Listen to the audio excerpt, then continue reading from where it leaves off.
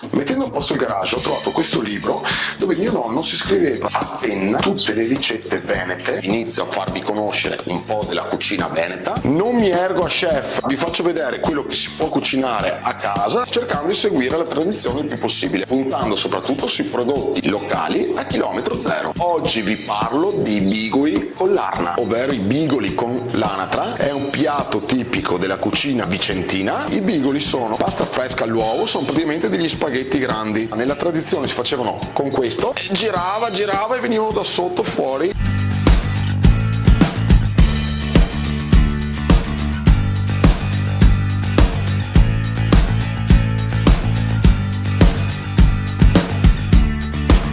Tagliamo in pezzi piccoli le frattaglie dell'anatra, andiamo a fare il macinato, un po' di pepe, un po' di sale e mescoliamo. Il macinato è pronto, lo lasciamo riposare 10 minuti, intanto andiamo a fare il soffritto e il brodo. Iniziamo a fare il brodo dove dopo cuciniamo i bigoli, una carota, io metto lo scalogno e il petto d'anitra. Lo lasciamo andare un'oretta e mezza. Olio nostrano di colli iberici, di barbarano, scalogno fresco tagliato, carottina e l'aglio.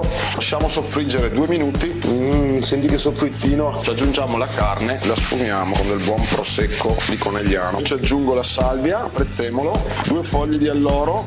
Io ci metto anche del lardo a cubetti, un po' di burro e del grana padano. Mescoliamo, lo facciamo andare un'oretta. Quando si asciuga aggiungiamo un po' di brodo.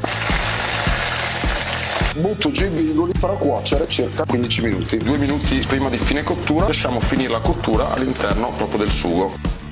Un po' di prezzemolo a decorare, io ci metto dei semi di chia. Questa è la mia versione di bigoli con l'arna rispettando la tradizione. Buono, sano, casalingo, si sa cosa si mangia. Prodotti a chilometri zero. Scrivete sotto nei commenti se avreste messo qualcosa di differente e se vi è piaciuto il video condividetelo. Buon appetito a tutti e a tutte!